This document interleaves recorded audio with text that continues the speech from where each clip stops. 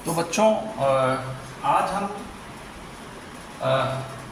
जो सत्ता की साझेदारी है, पहले वीडियो में मैंने आपको बताया था कि सत्ता की साझेदारी के उदाहरण क्या क्या हैं और वो क्यों ज़रूरी है। और विस्तार से आपने बेल्जियम और श्रीलंका के उदाहरण से ये बात समझी थी कि क्यों श्रीलंका में गृह युद्ध हुआ और बेल्जियम इससे बचा। वहाँ किस तरह से सत्ता की साझेदारी की समझदारी दिखाई गई बेल्जियम में, और जबकि श्रीलंका में ये समझदारी नहीं दिखाई गई और जिसका ये नतीजा आया कि वहाँ जो है गृह युद्ध, लंबे समय गृह युद्ध रहा। तो बच्चों आज हम लोग पढ़ेंगे कि सत्ता की साझेदारी के रूप क्या क्या होते हैं, सत्ता की साझेदारी किस तरह से की जा सकती है। पहले क्या माना जाता था? पहले लोग मानते थे कि भाई सत्ता का विकेंद्रीकरण या सत्ता की साझेदारी नहीं होनी चाहिए। इससे क्या होता है, बहुत से लोगों के हाथ में जब किसी कोई शक्ति पहुंच जाती है तो अव्यवस्था फैल जाती है, क्योंकि लोग अलग अलग मत के होते हैं, एक मत के नहीं होते हैं। लेकिन लोकतंत्र क्या मानता है, ये उचित नहीं है। लोकतंत्र मानता है कि हम जितनी ज़्यादा सत्ता की साझेदारी करेंगे, जितने ज़्यादा लोगों के बीच में हम सत्ता को बांटेंगे, सत्ता के अधिकारों को बांटेंगे, उतना ही हमारी व्यवस्था जो है दुरुस्त रहेगी और उतना ही गलतियां, खामियां होने की गुंजाइश कम रहेगी। क्योंकि पहले तो राजा महाराजा जो है निरंकुश होते थे, सत्ता एक ही हाथ में केंद्रित होती थी, राजा या महाराजा, जो भी सम्राट, जिनको हम जो भी कहें। और अब क्या है, अब लोकतंत्र है। अब हर जहाँ भी लोकतांत्रिक सरकारें हैं वो 4 साल या 5 साल के लिए चुनी जाती हैं और 5 साल के बाद उस जो सत्ताधारी पार्टी है उसे जनता के बीच में पुनः वोट लेने जाना होता है। तो इसलिए उनकी जवाबदेही भी होती है कि वो जब चुन जाएं तो वो अच्छा काम करें, वरना जब चुनाव होंगे अगली बार तो जनता उनके विपरीत फैसला सुना सकती है। तो अब हम लोग आते हैं कि सत्ता की साझेदारी के रूप क्या क्या हैं। बिल्कुल एग्जाम के दृष्टि से आप लोग इसको अच्छे से इन पॉइंट्स को जो सामने आपको दिख रहे हैं वो अपनी कॉपी में नोट डाउन कर लें। सत्ता की साझेदारी का रूप क्या होता है? एक रूप होता है क्षैतिज वितरण, सत्ता का क्षैतिज वितरण, जिसको अंग्रेजी में कहते हैं हॉरिजॉन्टल पावर शेयरिंग। तो ये क्या होता है क्षैतिज वितरण? जैसे हम लोग देखते हैं, पिछले कक्षा में भी, क्लास में भी आपने पढ़ा था कि क्षैतिज वितरण यानी हमारे लोकतंत्र में या किसी भी देश के लोकतांत्रिक व्यवस्था में सत्ता के 3 महत्वपूर्ण अंग होते हैं। एक विधायिका, दूसरा कार्यपालिका, तीसरा न्यायपालिका। विधायिका क्या करती है? कानून बनाती है। कार्यपालिका क्या करती है? उस कानून को लागू करती है। और न्यायपालिका क्या करती है? समीक्षा करती है कि जो कार्यपालिका है वो ठीक से कानून को लागू कर रही है या नहीं, या जो है विधायिका ने कोई ऐसा तो कानून नहीं बना दिया है जो हमारे संविधान की मूल भावना के विपरीत हो। तो कहीं कुछ गड़बड़ हो रहा है, नियमों के विपरीत हो रहा है, कानून के विपरीत हो रहा है, तो उसकी समीक्षा करने का और आदेश सुनाने का जो बाध्यकारी होता है वो अधिकार न्यायपालिका के पास होता है। तो जब एक ही जो व्यवस्था है हमारी, उसके 3 अंग हैं, हमारे लोकतांत्रिक व्यवस्था के 3 अंग हैं, कार्यपालिका, सबसे पहले विधायिका, कार्यपालिका और न्यायपालिका, और ये तीनों एक दूसरे से स्वतंत्र होती हैं और एक दूसरे पर अंकुश भी रखते हैं, एक दूसरे पर नियंत्रण भी रखते हैं। और इस व्यवस्था को हम कहते हैं नियंत्रण एवं संतुलन की व्यवस्था, या अंग्रेजी में कहते हैं चेक्स एंड बैलेंसेस। तो नियंत्रण एवं संतुलन की व्यवस्था को और साधारण उदाहरण से हम समझ सकते हैं। जैसे मान लीजिए संसद ने कोई कानून बना दिया, उसको लागू करना है डीएम को, डीएम ने कोई उस कानून को ठीक से लागू नहीं किया, तो क्या होगा?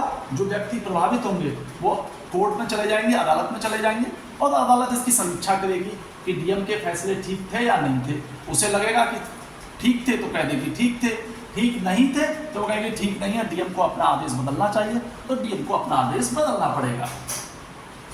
ऐसे ही अगर कोई जज जो है व्यक्तिगत कारणों से निहित स्वार्थों के चलते किसी मामले में गलत फैसला सुना दे, तो संसद को ये अधिकार है कि उस जज के बारे में अपने बहुमत से फैसला ले, या कोई एक ऐसा कानून बना दे जो उस जो न्यायपालिका का फैसला है, जो न्यायपालिका का निर्णय आया है, वो उसको काटते हुए उसके उस फैसले को जो है, जिससे वो फैसला जो है वो शून्य हो जाए, इसके लिए विधायिका जो है, विधायिका मतलब लोकसभा और राज्यसभा कानून भी बना सकती है, और जब वो कानून बना देगी तो उसे फिर न्यायपालिका को मानना पड़ेगा। तो हमारे जो सत्ता की साझेदारी के रूप में क्या है, पहला क्षैतिज वितरण। क्षैतिज वितरण क्या होता है, जो विधायिका, कार्यपालिका और न्यायपालिका जिस अलग अलग अपनी शक्तियां हैं, उन शक्तियों का प्रयोग करते हैं, इसे सत्ता का क्षैतिज वितरण या हॉरिजॉन्टल पावर शेयरिंग कहते हैं। एक बच्चों ऊर्ध्व वितरण होता है, जैसे आप देखें दिल्ली में केंद्र सरकार, अलग अलग राज्यों में राज्य सरकार होती हैं, जैसे हमारे उत्तर प्रदेश में सरकार है, उत्तराखंड में सरकार है, आंध्र प्रदेश में है, तमिलनाडु में है। दिल्ली का जो केंद्र की सरकार होती है उसका मुखिया प्रधानमंत्री होता है, राज्य सरकारों का मुख्यमंत्री होता है। उदाहरण के तौर पर हम उत्तर प्रदेश के बारे में समझ सकते हैं कि यहाँ जो उत्तर प्रदेश राज्य की सरकार है उसके मुखिया योगी आदित्यनाथ जी हैं, मुख्यमंत्री हैं, और जो केंद्र की सरकार है उसके मुखिया जो है प्रधानमंत्री नरेंद्र मोदी हैं। तो ये ऊर्ध्व वितरण क्या होता है, केंद्र सरकार, राज्य सरकार। इसी तरह से ग्राम पंचायतों में ग्राम प्रधान चुने जाते हैं, ग्राम और जो है वो नगर जो पंचायतें हैं, नगर पालिका है, नगर निगम है, उनमें पार्षद, सभासद, अध्यक्ष और महापौर चुने जाते हैं। तो ये 3 स्तर की व्यवस्था लागू रहती है। एक तो जिन्हें स्थानीय निकाय, गांव या शहर कहते हैं, दूसरा राज्य, तीसरा केंद्र। और इन तीनों जो स्तर हैं इन पर सरकारें होती हैं, और इसलिए इनको कहते हैं ऊर्ध्व वितरण, वर्टिकल पावर शेयरिंग, यानी केंद्र सरकार, राज्य सरकार और स्थानीय निकायों की सरकार, ग्राम सभा और नगर निगम की सरकार जो है वो ऊर्ध्व वितरण के तहत आती है, वर्टिकल पावर शेयरिंग। तो इसके भी 3 हिस्से होते हैं, इसको भी आप लोगों को समझ लेना चाहिए। चौथा है, तीसरा है भाषाई धार्मिक समूह के आधार पर। हमने आपको बताया कि बेल्जियम में भाषाई आधार पर सत्ता की साझेदारी दी गई। वहाँ 3 भाषा बोलने वाले लोग प्रमुख रूप से रहते हैं, सबसे ज़्यादा डच, उसके बाद आप देखें, आपको बताया था कि फ्रेंच भाषी लोग हैं जो फ्रेंच भाषा बोलते हैं, और उसके बाद जो है वो जर्मन भाषी लोग भी वहाँ हैं। तो उनके बीच आपने देखा किस तरह से सत्ता का जो है वो वितरण किया गया। सबकी अलग अलग सामुदायिक सरकारें बनाई गई, डच भाषी लोगों की एक सामुदायिक सरकार, फ्रेंच बोलने वालों की दूसरी सामुदायिक सरकार और बनाई गई, और जिससे क्या हुआ कि अपने बारे में, धर्म के बारे में, संस्कृति के बारे में, भाषा के बारे में निर्णय लेने का जो अधिकार है वो इन्हीं सामुदायिक सरकारों को दिया गया। तो इस तरह से सत्ता की जो साझेदारी है, पिछले वीडियो में मैंने विस्तार से आपको समझाई थी कि भाषाई आधार पर बेल्जियम का उदाहरण देते हुए और श्रीलंका का उदाहरण देते हुए कि कैसे वहाँ जो सिंहली और तमिल है, सिंहली मूल रूप से बौद्ध मत के अनुयायी हैं, और तमिल जो है हिंदू और मुस्लिम हैं। तो इन लोगों के बीच लंबा संघर्ष चला। तमिलों को लगा कि सिंहली को इन्होंने राजभाषा घोषित कर दिया है, बौद्ध धर्म को श्रीलंका की सरकार बढ़ावा दे रही है, हमारी उपेक्षा कर रही है, उन्हें सत्ता में उचित भागीदारी नहीं मिल रही है, जिसकी वजह से क्या हुआ, वहाँ एक लंबा जो है वो गृह युद्ध हुआ, जो 1980 के दशक से शुरू हुआ और पिछली दशक तक यानी 2009 तक वो गृह युद्ध वहाँ चलता रहा।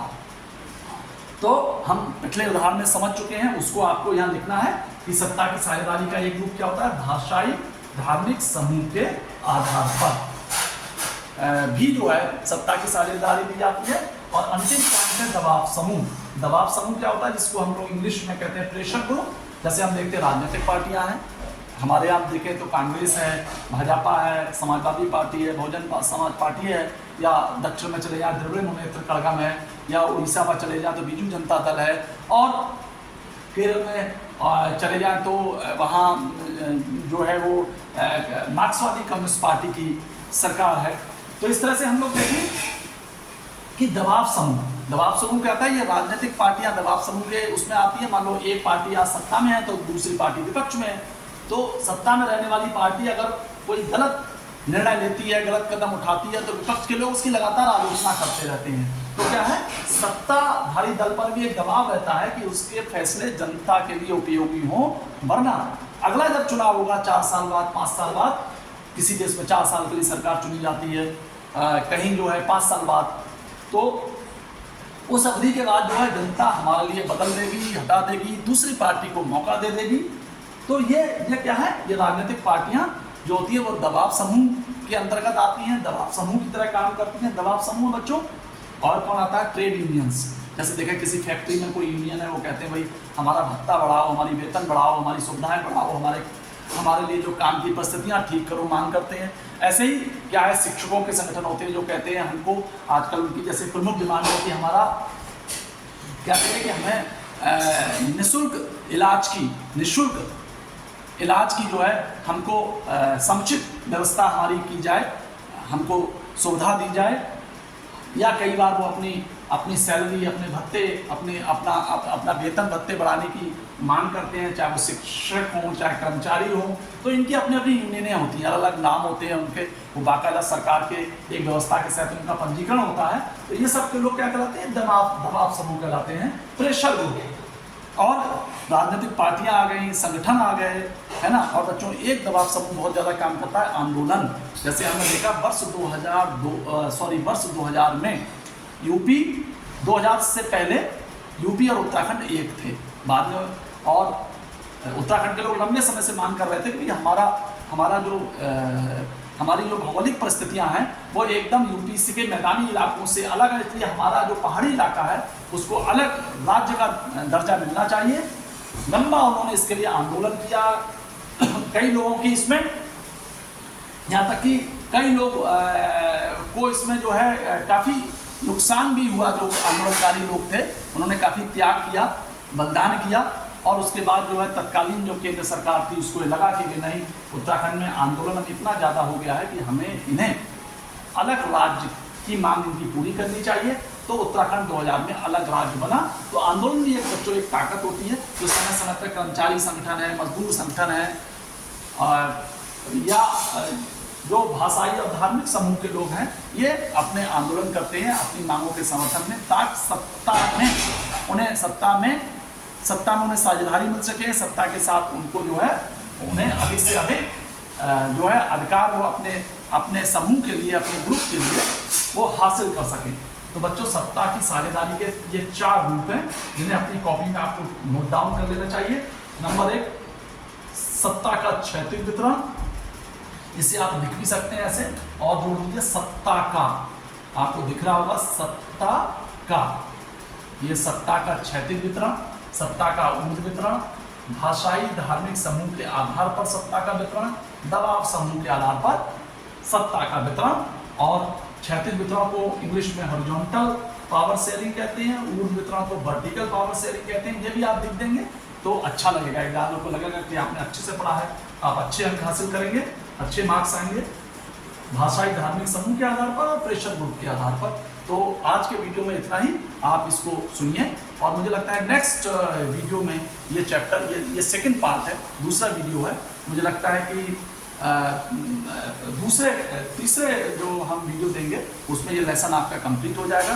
बच्चों जैसा आपको पता है कि YouTube चैनल भी है जिसका लिंक मैं आपको भेज दूंगा, तो उस पर भी ये पूरा वीडियो आप देख सकते हैं। व्हाट्सएप पर भी आपको ये वीडियो मिल जाएगा।